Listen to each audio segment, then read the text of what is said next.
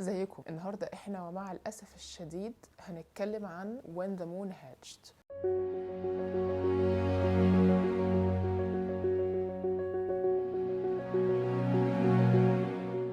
انا حتى متضايقه ان انا هتكلم عنه وحش وهو جميل كده، يعني ده تقريبا اول كتاب سبريد ايدجز عندي وهارد كفر وفي illustrations شكلها حلو قوي. متضايقه ان انا بعد كل ده هقعد اتكلم عن قد ايه هو كان كتاب مش حلو.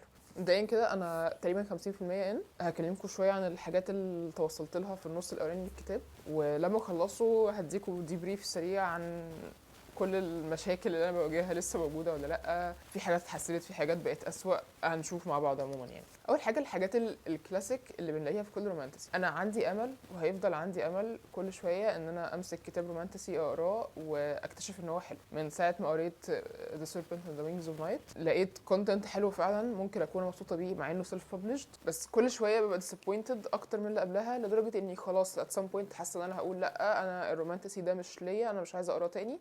هستيك لحاجه من الاثنين، يا اما فانتسي بس يا اما رومانس بس، لان اغلب الوقت بلاقيهم مع بعض مش ماشيين خالص. انا مش من الفانز بتوع سارة جي ماس خالص. قريت A Court of Thorns and Roses وقريت Throne of Glass اول 5 كتب تقريبا، وللاسف الحظ ما كانش احسن حاجه معايا، ما اتبسطتش بالكتب خالص، خصوصا A Court of Thorns and Roses دي للاسف اكسبيرينس مشابهه جدا، خصوصا من ناحيه الورلد بيلدينج. وفي طبعا بقى الكلاسيك رومانتسي تروبس اللي لازم نلاقيها. اول حاجه ان هي لازم تكون بنت اساسا جامده جدا، ما بتعرفش تقول 3 جمل على بعض من غير ما تحط شتيمه في النص، بتستخدم في كلامها ميل وفيميل بدل بوي جيرل وومن مان جاي دود، اي حاجه في الدنيا ممكن نستخدمها بدل ميل وفيميل. بس هو ما دام احنا حطينا طابع رومانتسي على الكتاب خلاص احنا هنقول ميل بدل مان وفيميل بدل اي سينونيم تاني ينفع للفيميلز. لازم صاحبتها اللي احنا جت انتروديوس ليها في اول 10 صفحات من الكتاب تموت وما نعرفش عنها اي حاجه تاني، بس هو ده لازم يكون الكاتاليست، ده لازم يكون الدافع اللي هيحرك الكاركتر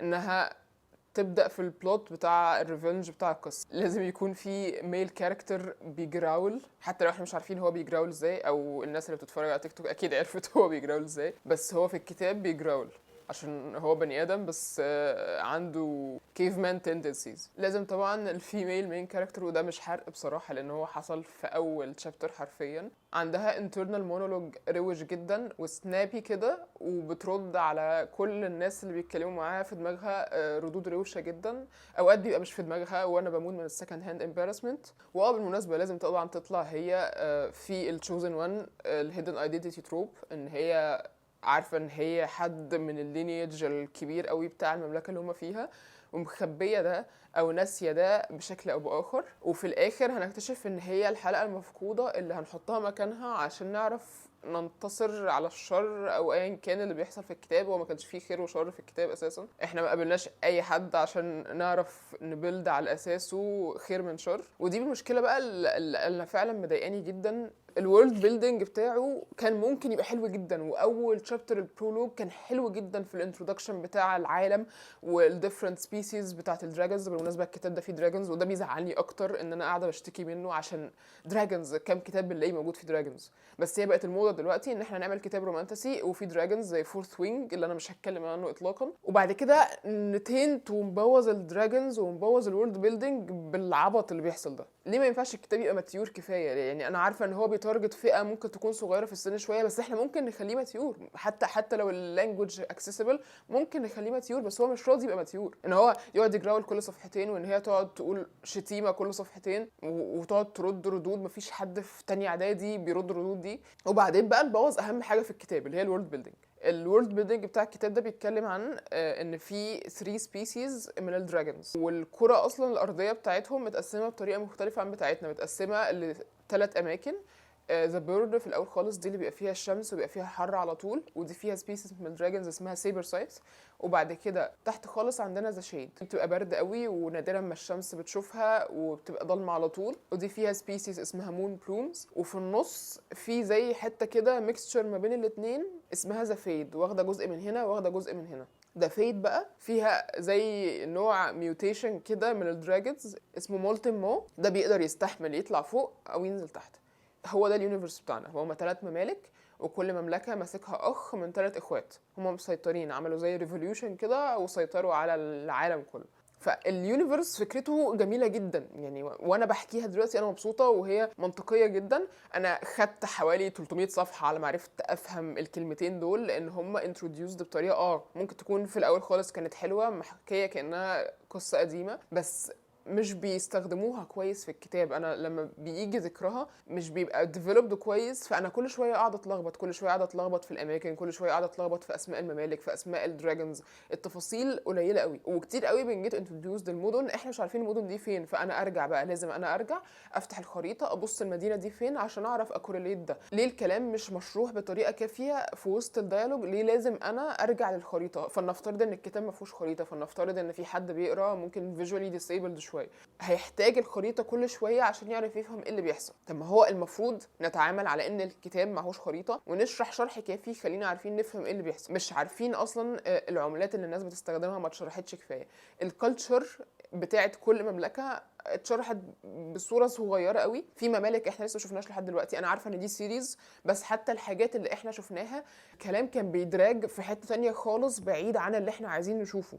احنا مشغولين بحاجه تانية خالص. يعني في جزء في الكتاب كده في النص ريتوال حصل ملوش علاقه بالضروره قوي بالمملكه اللي احنا فيها، لكن هي زي كوفن او قريه بعيده عن المملكه ليها سلطه خاصه بيها. احنا شفنا جزء صغير جدا جدا من الكالتشر دي، قعدنا فيه بتاع 50 100 صفحه. طب ليه بنضيع وقت في حاجات irrelevant للقصه، واحنا ممكن نشوف حاجات احسن من كده، حاجات بتفيدنا في الكالتشر، حاجات نعرفها عن المملكه اللي احنا فيها.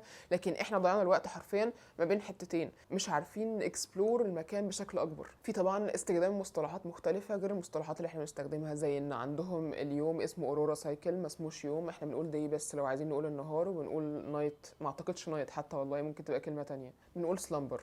انا متفهمه ان احنا بنعمل يونيفرس وبنعمل ساينس جديد، بس ليه حتى داي ما بيكتبوهاش داي، بيكتبوها دي اي اي. الفيز عندهم اللي هي زي السنه عندنا، بس هم عندهم الفيز مش 365 سايكل، لا هم عندهم 1000 سايكل. يعني هو الثلاث سنين عندنا تساوي سنه عندهم، بس هي ما تتحسبش كده لان هي برضو عمرهم بيوصل زي عمرنا، مش مثلا الافريج 30 فيز ولا حاجه، لا الافريج عادي زي عندنا بالظبط، بس هم بيقعدوا ايام اكتر في السنه بتاعتهم. وده برضو انا اخدت وقت طويل قوي على ما فهمته، لانه مش مفهوم من الديالوج ومش مفهوم من اليونيفرس اللي احنا فيه، بس فتحت الجلوسري وقعدت اقرا الديفينيشن بتاع كل حاجه عشان اعرف افهمها. اكتر حاجه فعلا فكرتني بثرون اوف جلاس هي طريقه الكلام بتاعه الكاركترز مع بعض، البيرسوناليتي بتاعتهم، ان هي طبعا البنت الاساسن اللي ليها ميستيريوس باست محدش عارف عنه حاجه وهي هتوشي بيه في الوقت المناسب، والميل كاركتر الغضبان اللي كاره عيشته واللي مش بيحب يتكلم مع حد، ما عندوش سنس اوف هيومر، ما بيهزرش، ما بيفهمش هزار اللي قدامه، ما بيعرفش يكوميونيكيت بالكلام، بس ايه بقى فيزيكلي هو بيكوميونيكيت كويس جدا، جيفت جيفنج بقى والاكتس اوف سيرفيس وكل الحاجات دي. بس هو برودنج طول الكتاب ومش طايق نفسه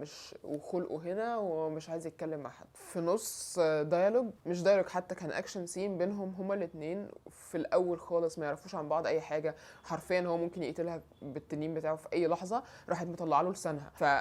ليه؟ هرجع اسال تاني ليه؟ لان مفيش واحده عندها السن اللي هم قالوه في الكتاب ايا كان السن ده كام، لان انا مبقتش فاهمه حاجه. مفيش واحده عندها السن ده هتطلع لواحد لسانها وهي عارفه ان هو ممكن يموتها في اي وقت. وده بقى اللي بفضل الاقيه كتير، بفضل الاقي تصرفات مش منطقيه، تصرفات انا محرجه اشوفها، اشوف حد كبير بيتصرف بالطريقه دي. بس ده كل اللي عندي دلوقتي. خايفه اقول لكم اكمل الكتاب واجي، لان انا عارفه ان انا هبقى ديسابوينتد جدا. غالبا بعرف من اول 50 صفحه الكتاب ده هياخد قد ايه، والتراجكتوري اللي هو ماشي عليها دلوقتي لا تحيي باي شيء بوزيتيف هقدر اقوله عنه، بس هفضل امل ان هو ممكن يتحسن، وهنشوف مع بعض. هاجيلكوا اول ما اخلص. طيب انا خلصت وين ذا مون هاتشد، ما عنديش حاجات كويسه كتير اقولها. من الحاجات التشايلدش اللي غير منطقيه اللي هي بتعملها، هي بتطلع له لسانها، بتعض دراعه، وانا مش عارفه ايه، احنا عندنا 10 سنين، وكونتراديكتوري لان هي بنت اساسا جامده جدا بتعرف تعمل كل حاجه. هي طبعا ما بتعرفش تفلت من كل الصراعات لوحدها، ولازم الميل لاف انترست هو اللي يجي يساعدها. بتكلم نفسها بصوت عالي، مش بس الانر مونولوج بتاعها اللي هو احنا اصلا بنسمعه عشان هو فيرست بيرسون، لا مش كفايه، ده احنا برضو بنشوفها بتتكلم مع نفسها بصوت عالي في دايلوج.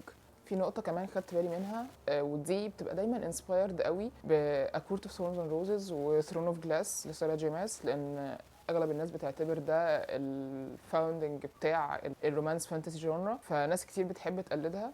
فدايما بيكون في التروب بتاع الفاوند فاميلي، ان هم جروب من الناس بيتعرفوا على بعض ومع بعض بيعملوا علاقات كده فبيبقوا اقوياء قوي كانهم فاميلي بس هم مش related by blood. ودي لاحظت قوي ان هي بتحاول تتعمل هنا او بيبيلد ليها في اول كتاب، ما شفناهاش فولي فليجد بس باين التارجت ايه والطريقه اللي اتعرض بيها الموضوع هنا مش حلوه. عملوا انترودكشن لكل الكاركترز مره واحده، بعدين في لعبه بيلعبوها اسمها سكريبي، هي كارد جيم بس هم مش قايلين الرولز بتاعتها، مش قايلين عنها اي حاجه. في اجزاء كبيره جدا من الكتاب تشابترز كامله لكاركترز قاعدين بيلعبوا مع بعض سكريبي وبيتكلموا في النص وعمالين يابلاي الرولز بتاعت اللعبه، عمالين يلعبوا ويكسبوا ويقشوا ويعملوا كل الحاجات دي واحنا مش عارفين اصلا هم بيعملوا ايه لان احنا مش فاهمين اللعبه بيزد على ايه، محدش شرحها لنا. كان هيبقى ليها بوتنشال قوي قوي بس محدش عمل عليه اي حاجه. وطبعا لازم يبقى فيه الجزء بتاع ان المين كاركتر ما بتلعبش كتير قوي ومش خبره وتقعد قدام واحد بيكسب كل الناس اللي بيلعبوا، طبعا هي لازم تكسبه من اول جيم. الميل مين كاركتر اصلا تو دايمنشنال جدا، احنا ما نعرفش عنه اي حاجه غير ان هو راجل غضبان وبرودنج وصوته تخين وبيحب المين كاركتر وبس، على كده مفيش اي تفاصيل تانية، مفيش اي ديبث الشخصيه بتاعته، ما نعرفش عنه اي حاجه. انا فاهمه ان دي سيريز وهيبقى فيه كتب تانية جايه بعد كده بس على الاقل يكون في بيلد اب لاي حاجه في الكتاب ده لان انا ما خدتش منه اي حاجه. يمكن اكتر حاجه كانت انترستنج في الكتاب في شخصيه هنقابلها بعد كده في النص التاني من الكتاب اسمها فرون، ده كان فعلا انترستنج جدا، كان حاجه شبيهه بالمايند ريدر. هو شغال في محل وبيانتسيبيت كل الزباين اللي جايين له بسبب ان هو مايند ريدر وبيبقى عارف كل واحد جاي عايز يشتري ايه، وده كان حلو قوي. اكتر من كده بصراحه ما عنديش حاجه قوي اتكلم فيها غير ان انا هقعد اشتم في الكتاب وانا مش عايزه اقعد اشتم في الكتاب مع ان انا عارفه ان ده بياخد فيوز اكتر، بس يعني للاسف هو الكتاب ده ما كانش ليا خالص وانا فاهمه ده ومقدره ده وفاهمه ان كل واحد ليه التيست بتاعه واكيد في ناس عجبها الكتاب ده عشان كده هو واخد الريتنج العالي قوي ده، بس هو للاسف ما كانش ليا وانا ديسابوينتد جدا وزعلانه ان انا بصراحه دفعت فلوس كتير قوي في الهارد كفر ده عشان في الاخر ما يبقاش فيه حاجه تستاهل. بس كده دي كانت الريفيو بتاعتي. لو قريتوا الكتاب قولوا لي رايكم في الكومنتس، ولو شايفين ان في اي كتب تانية رومانس فانتسي انتوا قريتوها عجبتكم وشايفين انها ممكن تعجبني يا ريت تحطوها في الكومنتس، واشوفكم الفيديو الجاي.